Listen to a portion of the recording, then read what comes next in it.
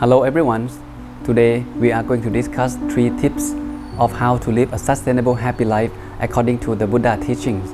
As a human being, we are looking for one thing in common, which is peace and happiness. But not many people actually find true peace and happiness in their life. Even though they may find it, but it's hard to sustain those happiness. So today, let's get into it.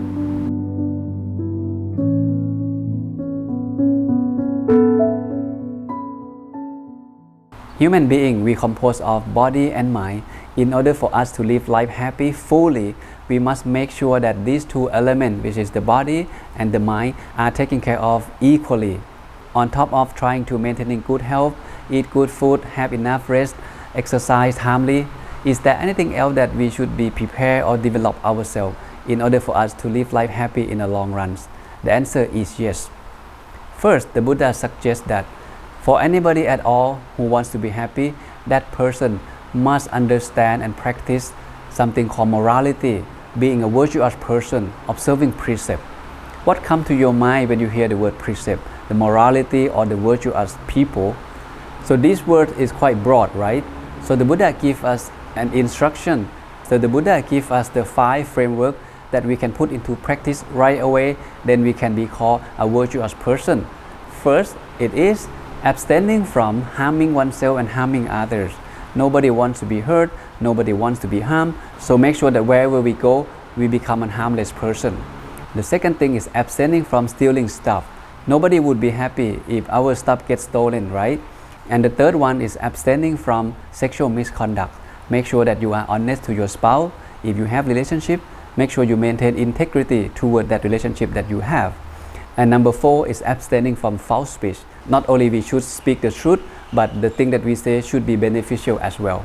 And the last one is abstaining from intoxicants, consuming alcohol or drug that crowded our mind. So these are the 5 frameworks that the Buddha gave to anybody who wants to live life happy. And it is the starting point to have a sustainable, happy life. Imagine yourself that you observe these 5 precepts. Not only it benefits you, it gives your mind free from worry. At the same time, wherever you go, you bring peace and happiness to people around you. People feel peace and secure wherever and whenever you are around. Imagine further than that, if everyone in the whole world observed 5 precepts, there wouldn't be any violence, wouldn't be any crime, nobody would harm anybody, no one would steal anybody's stuff.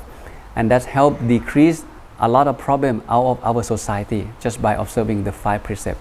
So besides being a virtuous person, is that enough to live life happy in the long run? The answer is no, it's not enough. So the Buddha suggests the second tip for us to live a sustainable happy life. Because human being, we have body and we have the mind. Observing precept, it's just about taking care of physical and verbal part. Make sure that we are harmless in that particular domain. Now it's come to the mind. Human mind is everything. If the mind is at peace, the mind is happy, everything is good. That's why the Buddha suggests that the mind need to be developed and cultivated and trained. And the trained mind always bring happiness to the owner. And untrained mind bring opposite, which is suffering and problem into our life.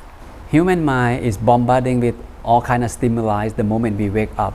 And most of them are negative. As we gone through life during the day, we make a lot of decisions, we talk to a lot of people, we encountering positive and negative all day long.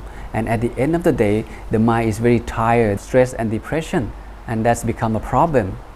We may be considering ourselves as a virtuous person, no kill, no stealing, no sexual misconduct, no lie, no intoxicant. However, sometimes we still feel lonely, we still feel worried, we still feel with a lot of depression. Reflect back to the pandemic of the COVID-19, it affects all of us, whether good people, bad people, virtuous people or non-virtuous people. It affects us all indiscriminately. And how can we deal with that? Even though we may be considering ourselves as a good man, a good boss, good father, good son, but we still feel suffering, unhappy. And that is why the Buddha introduced the second tip. Make sure that you find time to develop your mind through the meditation practice. There are many ways, many techniques that are available out there of how to practice meditation. At least 2 immediate benefits that you can get when you practice meditation. First, it helps you to stay focused much better on whatever you do. Secondly, it helps you to calm the mind down. And that is something I believe everyone should pay attention. and make sure that we cultivate the habit of meditation into our daily life. Is there anything else more than this? Now you become a virtuous person. You also practice meditation to purify the mind, to keep the mind clean and calm all the time. That should be enough, right?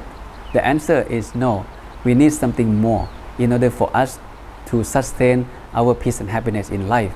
So the Buddha introduced the third tips, which is hanging out with good people. What it means by good people, how come they're so important in the eyes of the Buddha?